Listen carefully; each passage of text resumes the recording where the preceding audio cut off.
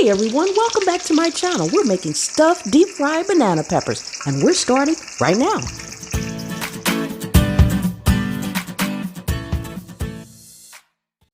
Okay guys, we have a couple of banana peppers here and we're going to stuff them and then deep fry them. We're going to stuff them, we're going to mix together some spinach with bacon bits. We're going to mix that together real good, and we have some cream cheese that has been softened. Then we're going to have our seasoned flour here that will make our batter, and we'll get them all deep fried. Okay, so we're just going to cut the tips off, maybe about 1/2 inch or down, depending on how big they are, so that we can get in there and get all the seeds and the ribs out of them. So I'm going to use just a regular steak knife to get these seeds out.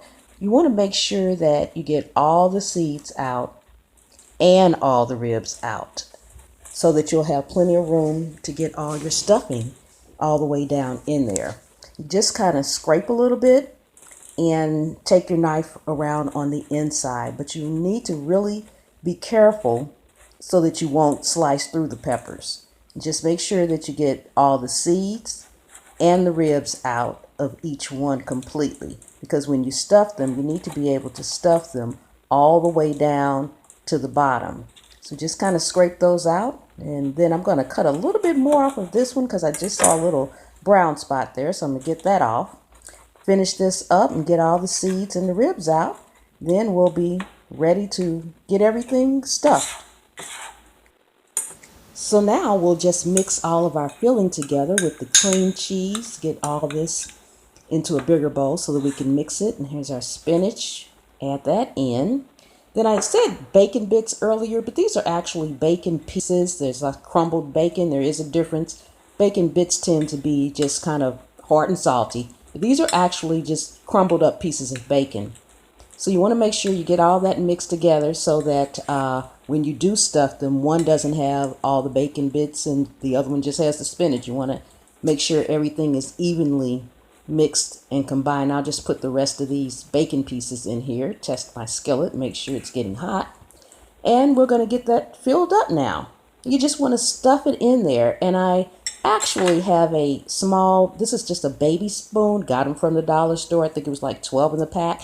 They're good when you're trying to stuff something small because they're not stainless steel or anything or silver, so they're not going to cut through. They're not sharp, but they're small enough they can get all the way down in there, because you need that filling to get down all the way to the bottom so that you won't have a pepper that has filling at the top and none at the bottom of the pepper when you're eating it. You kind of just squish it around a little bit and mush it around a little bit in your hand. It'll help that filling drop down to the bottom.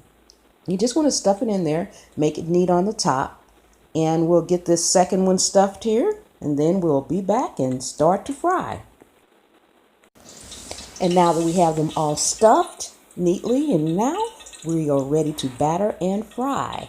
And this is just a simple batter, flour, seasoned flour with some seltzer water in it.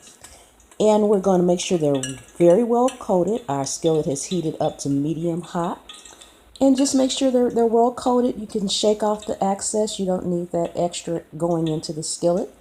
And make sure, because you are putting them in hot oil, don't drop them in, just lay them in. And we're going to get this second one all battered up here and get it in the skillet as well. Just make sure they're covered well, including the very tips of them on both ends, even where the filling is. You want to make sure it's well covered so that when it fries, the batter fries all the way around it. And it should be nice and crispy. So let's get this one in the skillet, and then we'll wait a while because they have to fry on that side. Then we'll come back when it's ready to turn. Okay, they look like they are ready to be turned over. Yes, nice and golden brown. Woohoo! Love that. Can you hear that sizzle in there? They are frying up so nice and crispy. I cannot wait. Delicious! Yes, yes, yes. They are nice and golden brown, just what we wanted. Okay, I just want to bring you guys in a little closer so you can see them frying up nice and golden brown. Have our skillet on medium-high heat. They are turning out great. Okay, so these are ready to come out. They are golden brown. They are nice and crispy. And guys, I like to put my fried chicken, fried anything, on a cooling rack that's set over paper towels, not directly on the paper towels.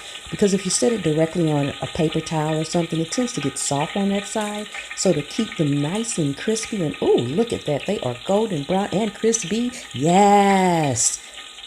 I like to sit them on the cooling rack, not directly on the paper towel, so they will stay nice and crispy.